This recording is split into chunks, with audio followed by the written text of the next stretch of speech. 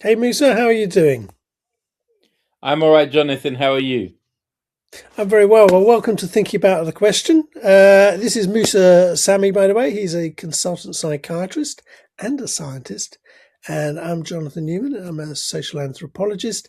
And every week or so, we chat about stuff and we look at a question and we examine it, but we really don't get to the answers. We're not those sort of opinionated people who are going to tell you what's what.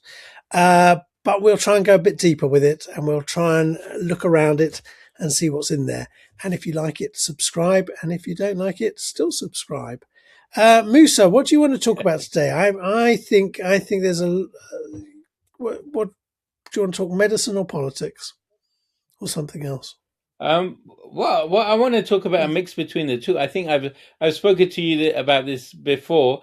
I've been following with great interest the Nottingham Inquiry, not least because I am a citizen of Nottingham. I think Nottinghamite, Nottinghamtonian. I don't know, but I live here. I used to actually work in the local mental health trust, and the Nottingham Inquiry, as you probably know, is a national inquiry examining the awful incident in I think 13th June 2023 when a patient with paranoid schizophrenia called Valdo Calacane ran amok, killing two medical students, a school caretaker, and injuring several others.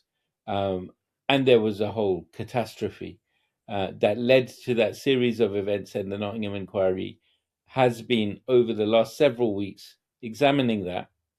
And what I'm really interested in, because I've seen a lot of my colleagues, people I know who have been in the dock and answering questions about their involvement in the case. It's a very complicated case from a mental health point of view. What I've been thinking a lot about, and I've been taking soundings on this from friends, colleagues, other people I know, is about the consequences of medical error and how we should think about it. And I don't know. I don't know what your views are about that, Jonathan. How would you feel if doctors or nurses or healthcare professionals made serious mistakes in your care or the care of your loved one? Well, I suppose first of all you've got to realise it is a serious mistake because Mm, one of the things is when you're dealing with specialised knowledge, you don't know whether what's gone on has been a mistake or is yeah, just something else because it's all and it's very easy for experts to reassure that something wasn't a mistake when it was a mistake. Uh, and then you've got the other side of it, which is the experts themselves need to be aware that they are making mistakes in the first place, which they may not be at the time. So the mistake in medical settings, and in fact any setting of expertise, is situated. And it makes it very hard for punters who don't have that expertise to actually deal with the error because they need a whole set of technical knowledge, which might take years to achieve, in order to simply challenge that there might have been a mistake in the first place.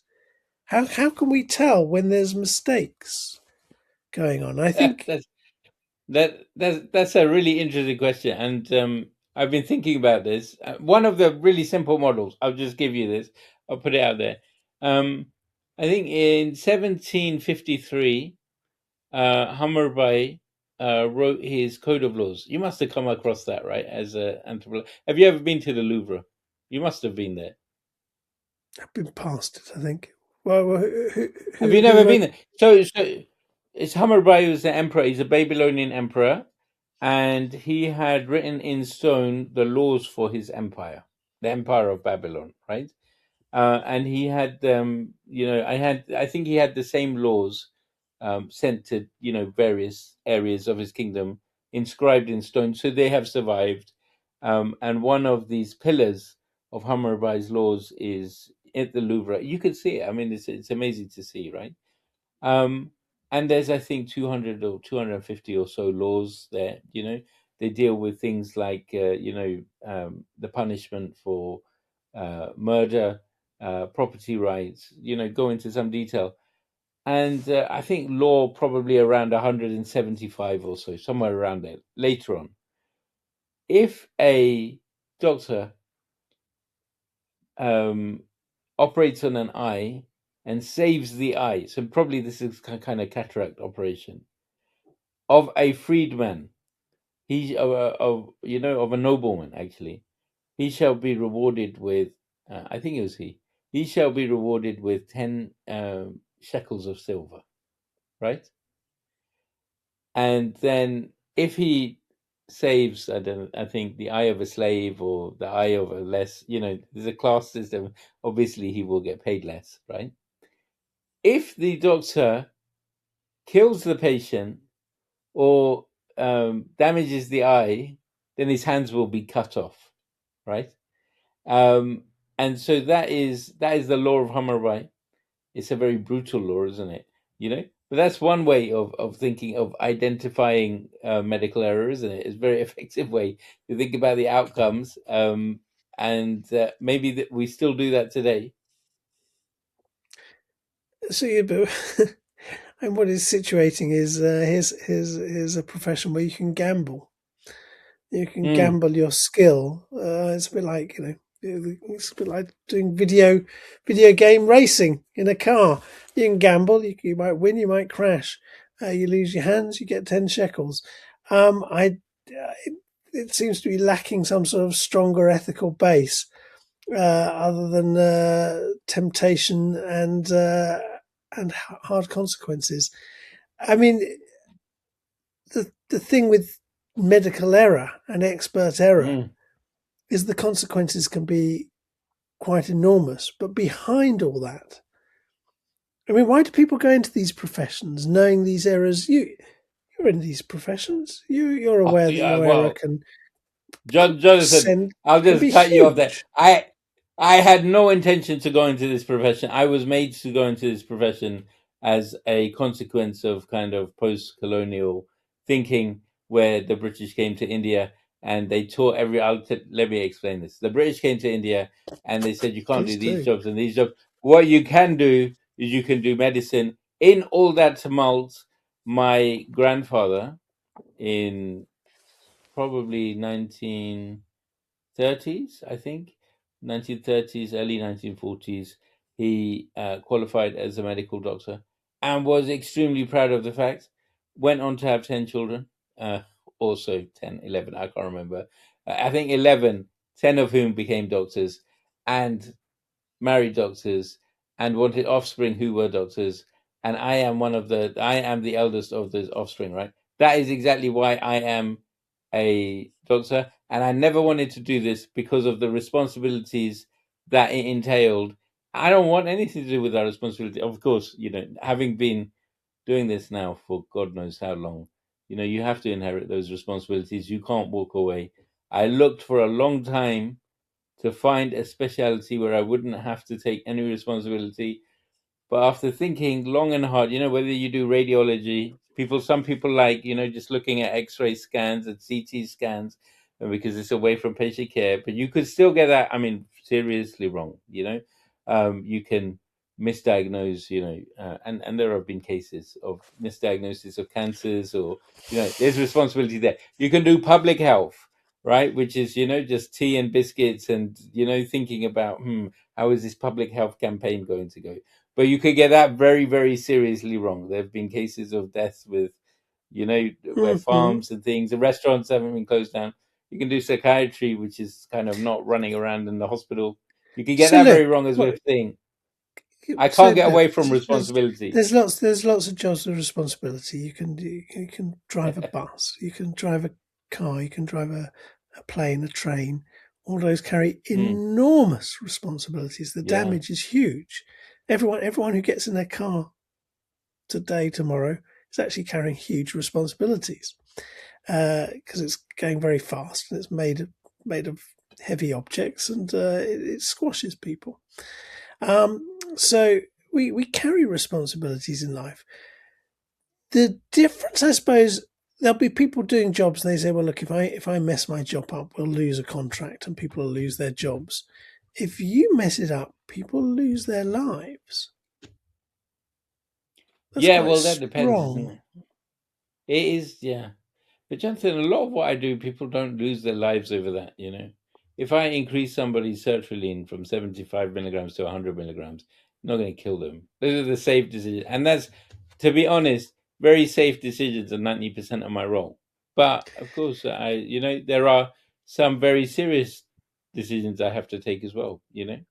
And if I get those wrong, and a lot of the time you even don't know that you're making the mistakes when you're doing it. If I get those wrong, the results can be catastrophic. So how do we look at responsibility? Is it or what's the other side of responsibility? Should people who have these big responsibilities, should they be rewarded? Should they get their 10 shekels of silver every time I was on a 7.5 hour bus journey today through crazy roads. Yeah. And I thought at the end, that is an incredible skill. You know, he's got us there safely, and he does this every day with this very large vehicle around roads which sometimes he has to reverse to get around the corner because Hmm. it simply won't do it. Should he get more money because of that? Is money the thing, or should he get some social accolade? And what's the price of responsibility? And what because there's two sides to it. There's the person doing the job who is responsibilities. There's there's us members of the public who want them to have those responsibilities. Mm. And, and we don't want them too punished because we don't want there to be no doctors out there because they've all had their hands cut off. We don't want that because that'll be also problematic. They've got to have sufficient responsibility, but not so much that the system stops working. And that's Well, that's a problematic. fascinating point that you're making, because basically, so I'm not going to talk about the individual mistakes that people have made in the Nottingham Inquiry. You know, that's for the judge or the chair of the inquiry to determine. It's very clear that some mistakes have been some mistakes have been made. Some of them probably individual, a lot of them systematic, right? But on Twitter, there's an ongoing commentary about the mistakes that have been made. There are, every day, there are tweets coming out about what was talked about in the inquiry today, and there's a lot of anger. And there are comments being made about, these doctors should be sacked. These doctors and these nurses should be sacked. How it's a travesty, and you can understand the anger, and I can see it. But at the same time, these were my colleagues, many of whom I've worked with. I know them to be actually very good practitioners. Um, and they can't say very much for themselves. Nobody's saying anything really in their support. And it's almost as if, public anger wants their hands to be cut off, right? And this, I think, exercises me, it worries me a little bit, because I live in this city.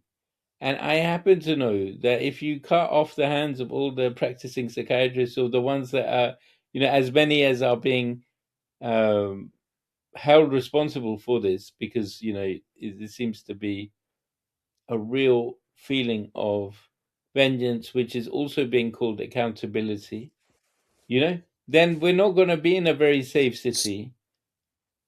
Mhm. So let's look. Let's look at certain aspects of this. You've got the the public show trial.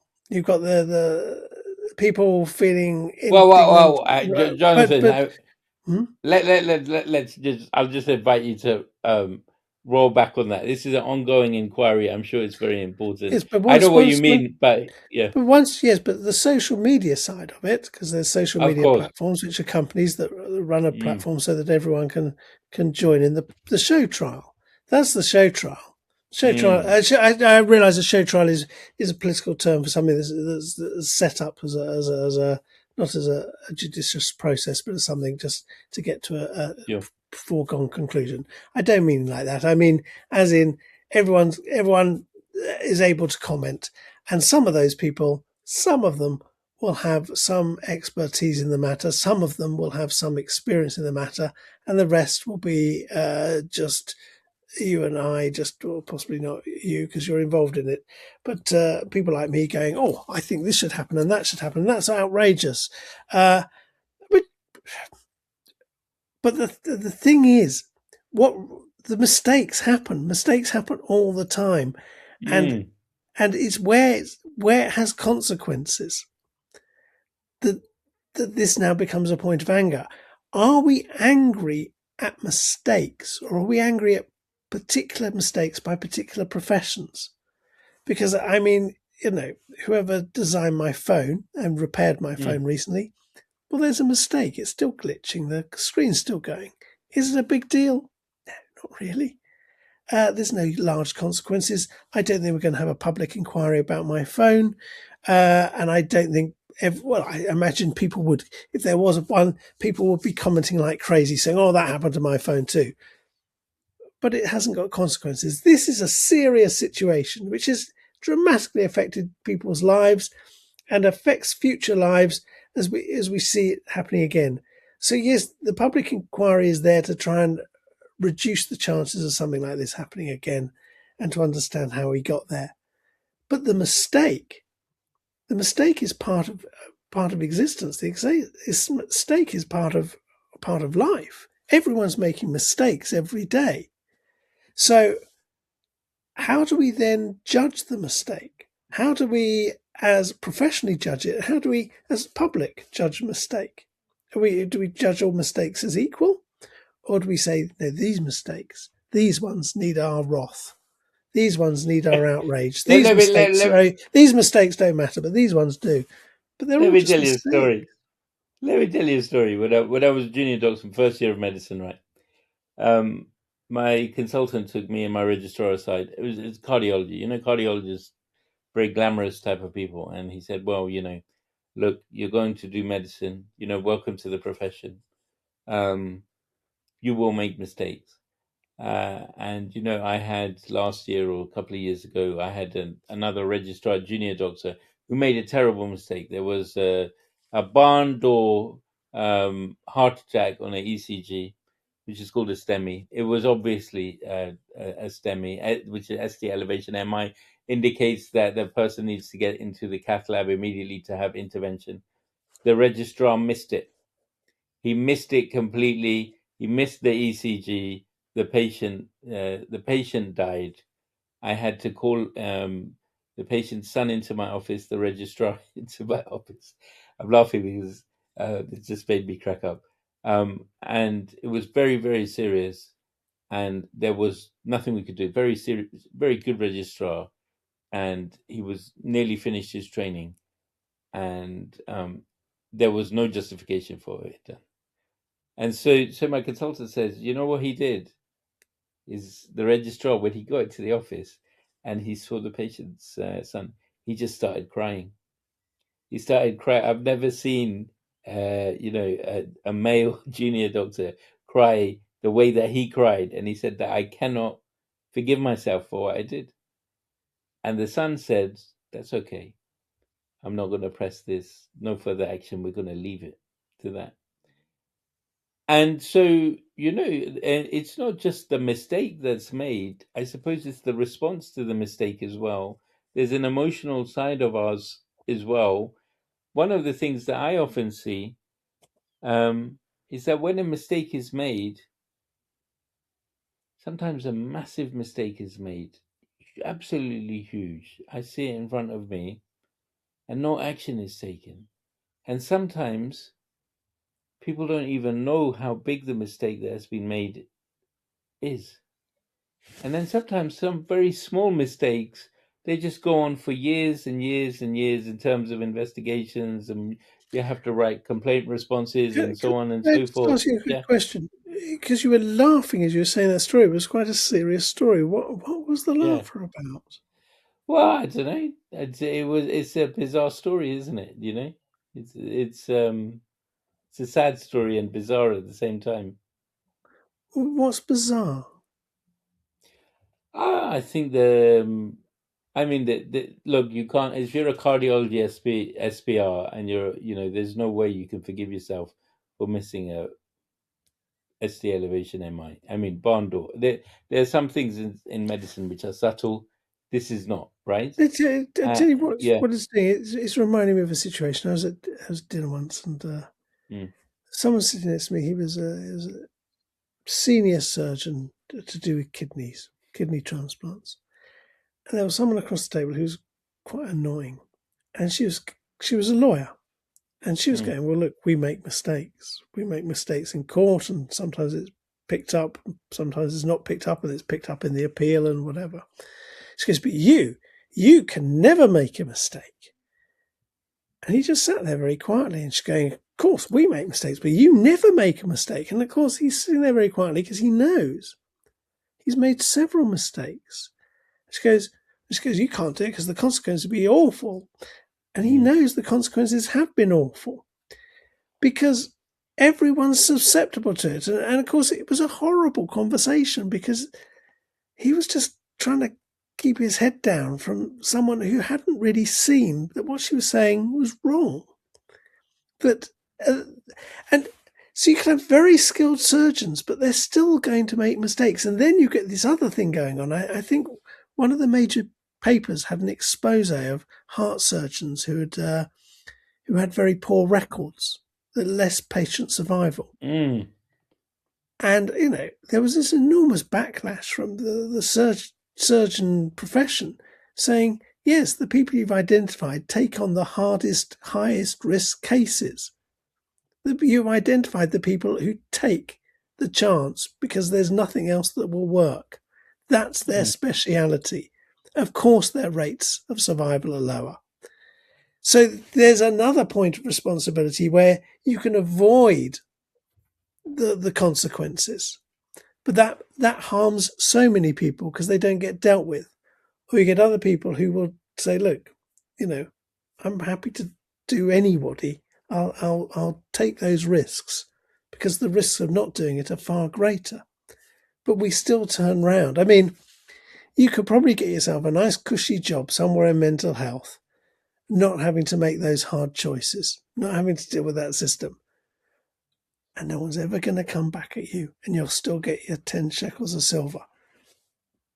But if you work in those front lines where you're having to take risk, that's that is part of the job, and those mistakes get amplified.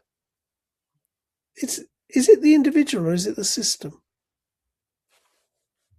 Well, that's an interesting question, isn't it? And it's kind of come to the fore even in this inquiry, because what we're finding out, and I don't think I even had the full context of this. I worked in the same trust. What we're finding out from the chief executives of the trust, the board members of the trust, is the board was widely dysfunctional. Not that just the board, the whole culture of the trust. There were known to be problems.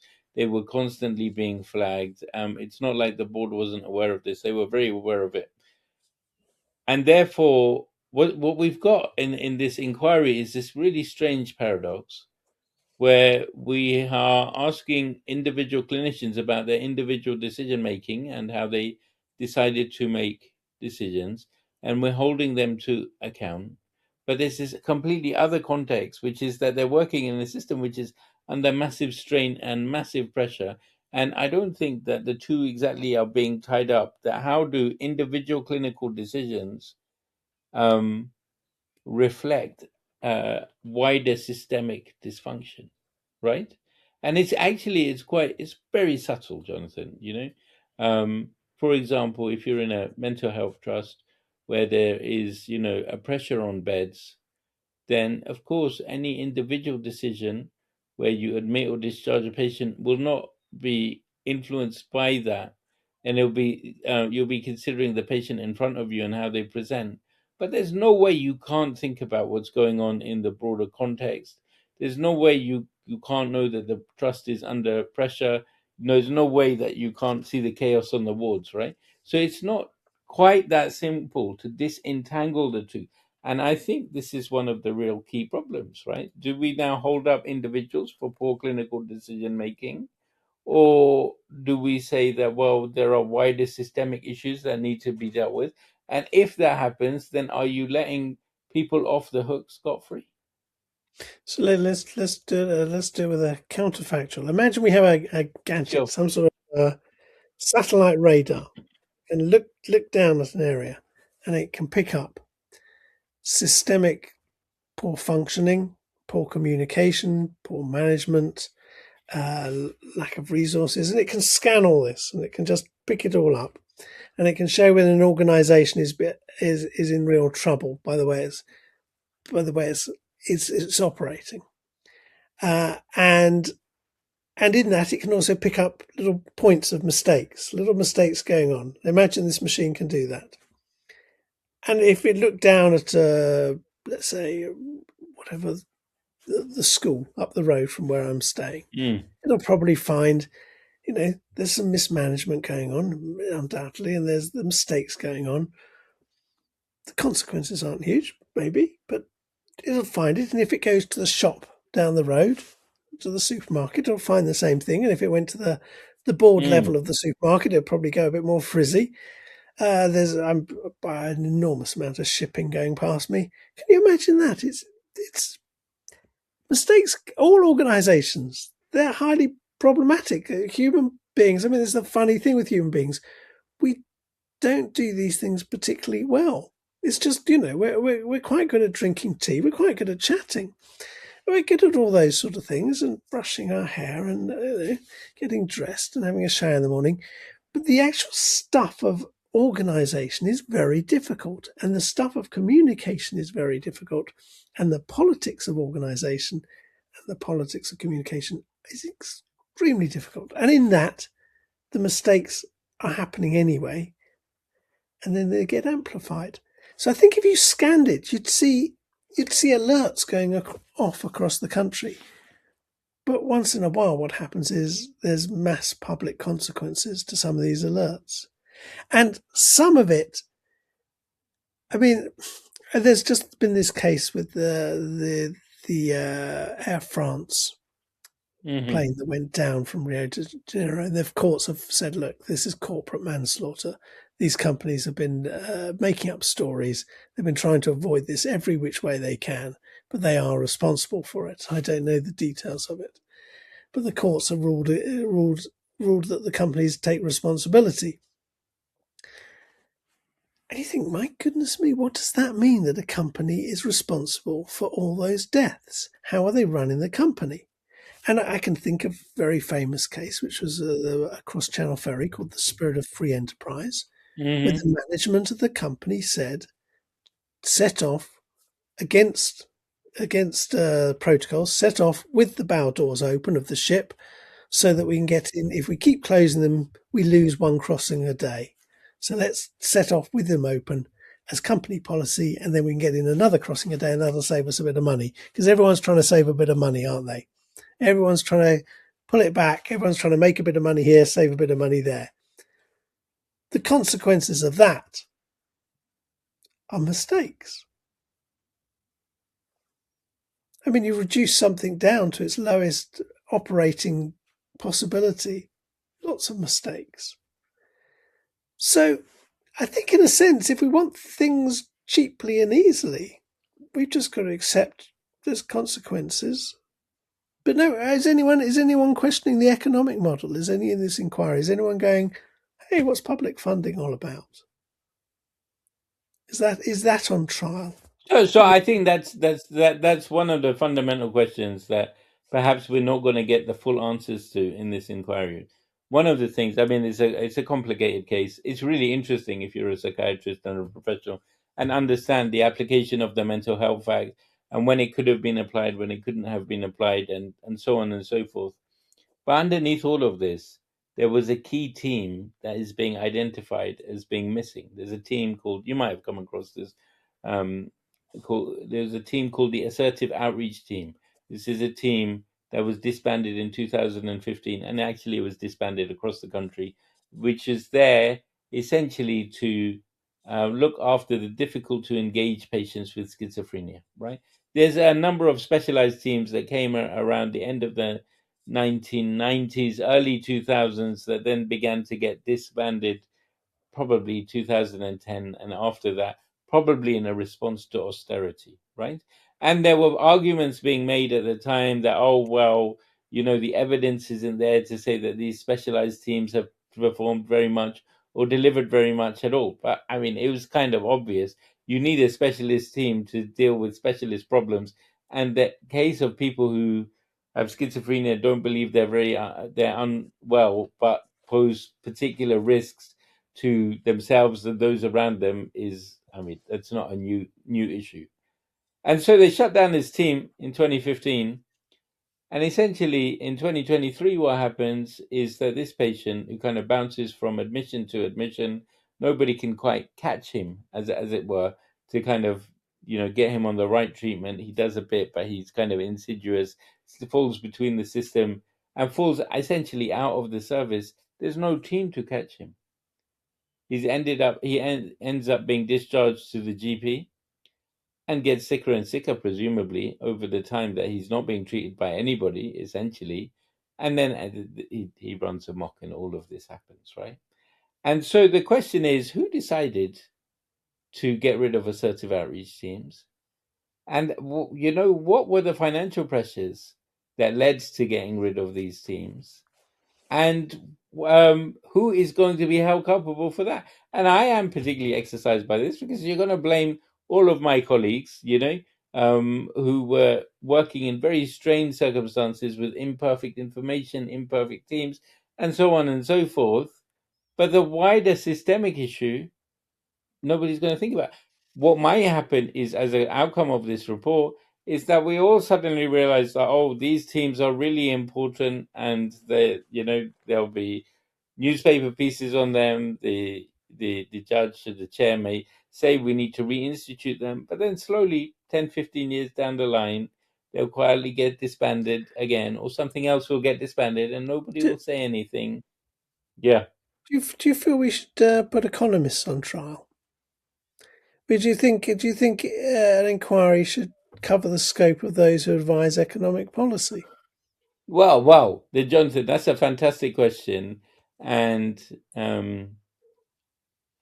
I don't actually know the answer to that. But I think the one of the answers to that is that we don't, do we? And some Well, economists, have caused well, untold damage, yeah, well, this to is it. We're to the not world, actually yeah, allowed to. We're not allowed to question economic models. We're allowed to yeah, question the consequences of them, but we're not allowed to question the actual thing that causes it. And that's, I mean, I imagine if you had the economist there who was responsible within government for bringing in these things, or you might need a set of people over a period of time. They might make a very good case and say, yes, that's right. We have had, this number of murders and this number of suicide things. But on the other side, we have saved this much money, which has created whatever, and that's actually saved. So they might be able to rationalise it, or they might be able to say, well, actually, no, that was never foreseen. We never foresaw it. yeah. I don't I know mean, if you which saw one do you this. think they'd do? Go Well, on. I don't know if you saw George Osborne was called to the COVID inquiry, right? And he treated the whole affair almost as if it was a first year economics lecture, and he was talking about, well, he was up being asked, why haven't you funded for certain things which could have prevented COVID from spreading. He's like, well, yes, I can see that, but it's an issue of scarcity, and you have to fund something and you have to not fund something else, and you have to balance between the resources. And it was I found it very patronizing, right? And of course, the thing is that ultimately what he was saying is, this is nothing to do with me. This is just the difficulty of the decisions that I have to make, and therefore I decided on a certain set of actions rather than a certain other set of actions. And you have to think about everything in the context. Um, but essentially, George Osborne is not going to be held to account for what happened in COVID, nor is Rishi Sunak, who was also involved as the chancellor at the time.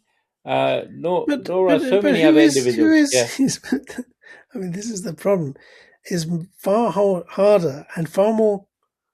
The consequences of holding political figures to account is harder to do in the first place. But the consequences of it are quite hard, because it means that the next set of people coming in, as we're seeing in America, the next set of people who are coming in will then have a go at you lot who took us, if because politics is a competitive game. So if I Mm. start to have inquiries where I put you on trial as a politician, then if you gain power, you will have inquiries that will put me on trial as a politician, and then we enter that world. So in a sense, they become so untouchable because the so it, consequences are damaging. so in the 1990s, in both actually in both Pakistan and Bangladesh, you had these kind of bizarre democratic governments, right? From 1990s to kind of, yeah, and then it continued actually in the 2000s later. You would have in Pakistan, you would have the Benazir Bhutto government, which would come in and would set up a certain number of policies. And then, a few years later, they would fall, right, through internal machinations. And then you would have the Nawaz Sharif government that would come in. And he would set up a number of certain policies and try and get the people from the previous government, and then he would fall, and then she would come back, and that they would be trying to get the people, and they were using words like accountability. They were talking about corruption, and this was happening in Pakistan. Was really interesting. It's exactly the same thing was happening in Bangladesh, although the countries have been separated for several decades by this point, right? But And you now, get this to and froing. sure. It was just bizarre. And you used to yearn for, well, why don't we just have a sensible type of politics, a boring type of politics like we had in Britain? Or even a kind of more sensible politics in America at that time. But now we've entered this kind of bizarro world where I'm seeing exactly the same kind of things play out in the States, and it's also coming here. But you've got a problem with this, which is in politics, you have people. I mean, you have a quite dysfunctional system in the first place, full of Mm, very sort of ambitious, competitive people yeah. who are ideologically driven rather than driven by the facts and a bit of pragmatism. They've got their ideas have this ultimate goal. This is sort of what drives politics a lot. So that the ability to make mistakes is huge. The ability to justify the mistake as necessary is astronomical. And we can look at so many things that have happened politically. I mean, we have the Iraq War, quite a large sort of screw up, really, in many ways. Hundreds of thousands dead, no real plan. Um, uh, Surely it wasn't that easy to get into, but it seemed like it was. Who was held account? Was anyone ever held account? We might have, I tell you what, we found a few soldiers held account because they, on the ground, had done executions they hadn't have done. Anyone else held account? No, no, that was it. So there's a problem. We can only hold certain people to account. We can't. Mm. We can hold frontline people to account because they will inevitably make errors. Those above them who make errors, very hard to show. It, I mean, it comes showing corporate manslaughter is very hard to do. it kind of comes back to Plato's comment in the Republic, who will guard the guardians. It's never easy to I mean, why is it that it's difficult um to hold the political class to account is obviously because of their proximity to power and their ability to frustrate, any kind of mechanisms which hold them to account in that way, isn't it? And the kind of more distal you are to power, um, more easier it begins Well, to hold you to account. I remember there was a really fascinating debate I read in university. It was a debate between Foucault and Chomsky, right? And I don't know, it's a very famous debate. You might have come across it, right? I think that the philosophy department, some postgraduate student from the philosophy department, got us all together and said, let's read this debate together. So we read it together. Foucault was arguing this really fascinating thing. He was arguing, and I really struggled with this for a long time because I just found it really true. He was arguing that ethics and morals is essentially the exertion of power over the weak. You know, so the strong, they don't feel like they need to um to abide by these guidelines. Kind of like, I don't know, Boris Johnson when he was prime minister. He doesn't need to abide by the COVID lockdown rules. That's for the rest of us. That's for the hoi polloi, the masses, right? And what happens is it kind of given a coded moral justification. You know that this is the system, this is the way things should be done. Whereas the people above, they're not held to account. And that's when things begin to unravel like this, that's when unfairness begins to Yes, but take root. this comes down to the exercise of power in deeply unequal societies. Let's put it like Mm, this: all those executives who pumped cigarettes, knowing that they were causing deaths and massive health issues, are they in prison? Not one of them.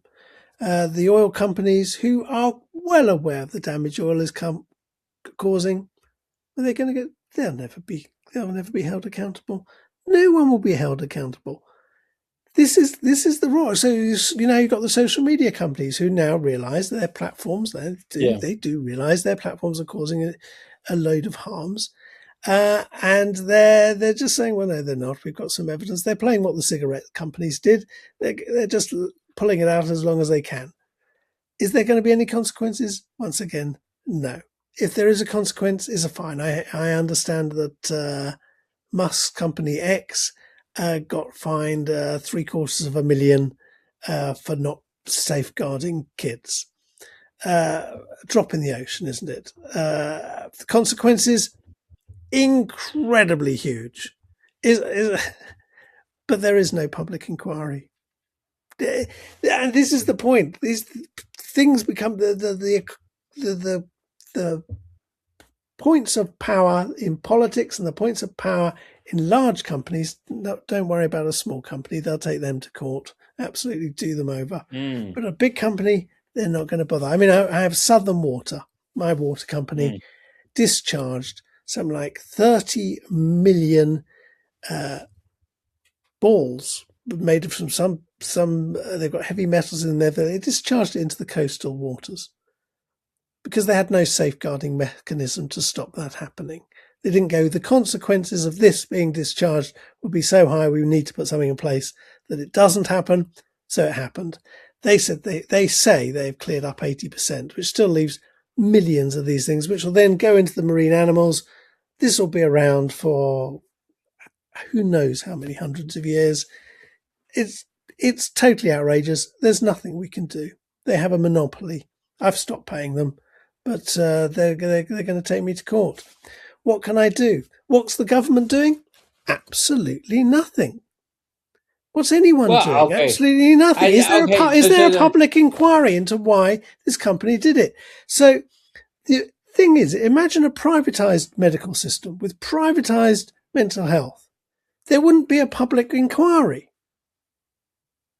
It wouldn't Mm. exist. And they're bringing their experts saying, yes, this was the way to treat them. Yes, absolutely. This treatment plan was correct. You see, until there is proper accountability, because once that system comes in, once that system of accountability comes in, then we do change how we are. We understand the mistake a bit more because we can see that when big mistakes are made and maliciously made and knowingly made, that we hammer down on those, and where things happen, or we try and make sure it doesn't happen Ah, again. But but we live in a very corrupt Johnson, system. accountability needs to occur from the top, right? I don't know if you remember the mid-staffs kind of scandal in when would it have been? Around 2008, 2009, I think, that kind of period. There's a hospital in Staffordshire, and it was just found to have hundreds of more deaths than it should have had. And there was a national scandal about it, an inquiry. There was a Robert Francis, I think. Robert Francis, Richard Francis. I'll have to check that. QC, Queen's Counsel, who was asked to chair this inquiry into the mid-staff scandal. And the really important thing that he came across in the report of the scandal was that the culture of the organization is set from the top, and it kind of trickles down. And what he identified was that the board of the hospital had been interested in kind of the financial performance of the hospital more than the actual on the ground ward performance of the hospital and the clinical outcomes. There was a disenfranchised medical or consultant body. It was causing massive problems, right? This idea of accountability coming from the top, and not just coming from the hospital executives, but even coming from the politicians and coming from the kind of key stakeholders that set the environment for us, I think is super important. Otherwise, if you just hang frontline workers, and this is a Yeah, but problem for psychiatry. you've got another problem. You're see, if I'm a executive of Yeah. some board and I get told, well, something's gone on, which wasn't directly your responsibility, but it's directly your responsibility, but you can't micromanage everything, so we're going to chop your hands off. You say, hang on, no, I'll start covering this up. The trouble is, as we hold people accountable and make those consequences serious, then the cover up becomes more desirable. So, and within the field of complex organizations and high expertise, a cover up becomes more and more possible. Let me tell you a story from early Islam. You might be tired of these stories, right? So, as you might know, in Islam, the punishment, or in the Quran, the punishment for theft is to chop people's hands off. Now, it has been debated whether that actually means the actual cutting off of hands, or if it's some kind of metaphorical, allegorical way of stop people from, the means to steal, right? So there was a noble woman who committed a theft, in the time of the Prophet. And it would have been embarrassing for her to undergo the punishment or for this to be announced, So the companions of the Prophet decided to approach the Prophet to ask for clemency or mercy for her, because it would be embarrassing for the town or for the chiefs and these kind of things.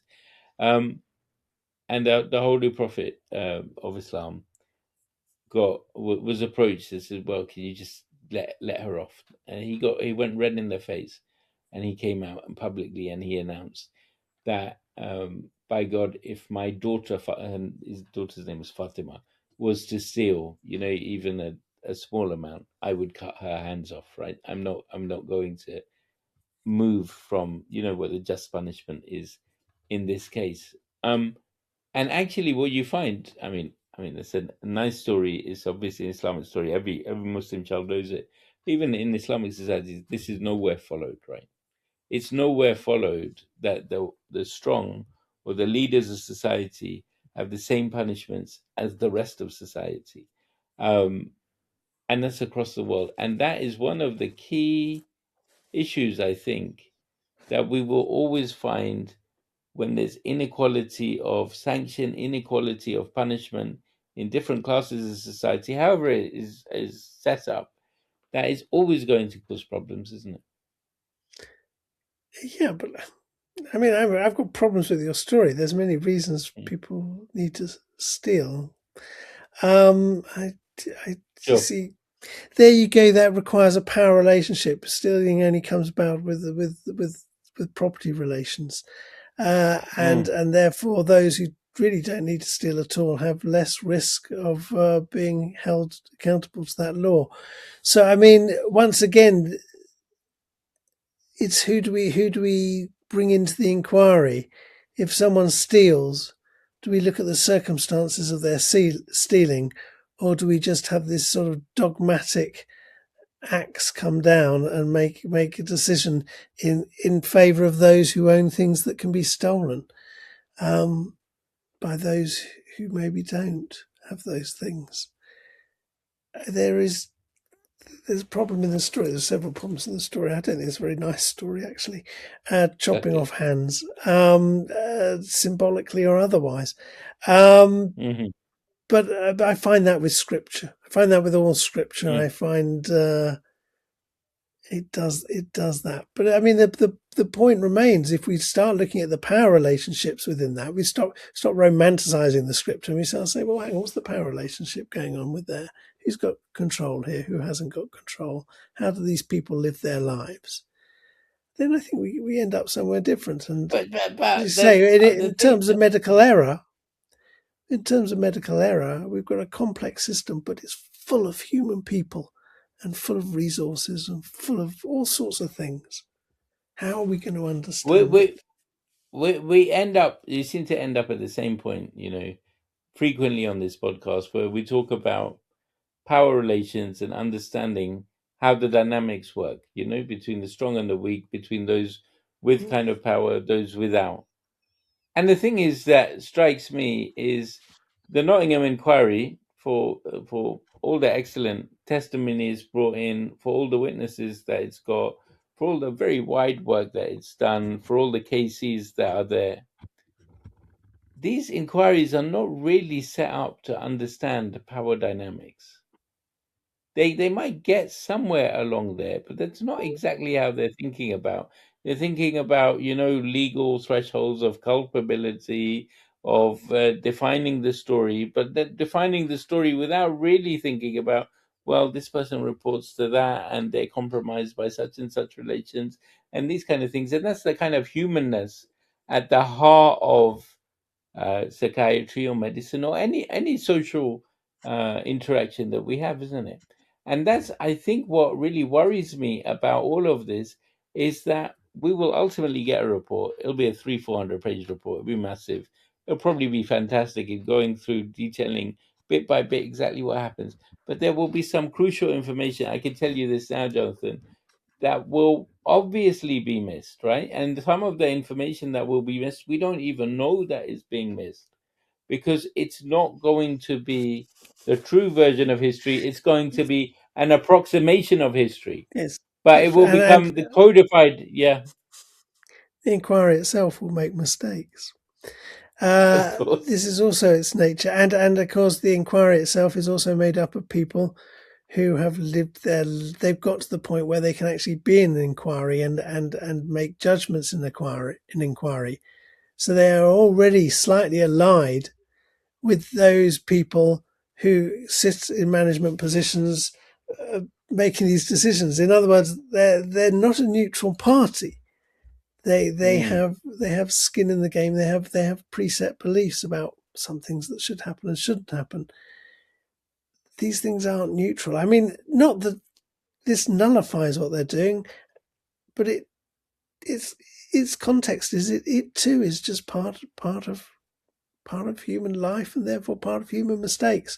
What upsets me the greatest in this is the consequences of when things go wrong are quite awful. But it's the public sitting by the gallows, knitting and shouting. It's that's never changed. That's just part of who we are. And I notice, you talk about mistakes and responsibility. I notice that social media has created the gallows pit, and it encourages that It has, behaviour. hasn't it? Yeah, and what It has done, hasn't it? we don't have the conversation. We just have the hang on, chop his head off. You have that, and possibly possibly with good justification at times, but it doesn't take in the whole picture. And unless we take in the whole picture, we're not really going to start taking responsibilities because we just go, "Oh, I better cover up all my mistakes, or get them." It's just another projection. It's awful. I mean, for all these people who are involved in these, apart from those malicious people just trying to make money or whatever, they'll build their careers. But for those people on front lines, it's very hard. I kept wondering what would happen if the bus driver crashed today. There were so many points he could have done. He didn't, but he could have done. Anyway, Let's get you back safely let's get to back to Blighty, Jonathan. on trains and planes and buses. I've still got some to go. Hopefully, they should be all fine. All right, I'll see you Musa, next thank week, you very much. Jonathan. And if anyone sat through all that, do subscribe. I think you deserve to subscribe after that. Thank you very much, Musa. Talk to you later. Thank you. Bye. Thanks.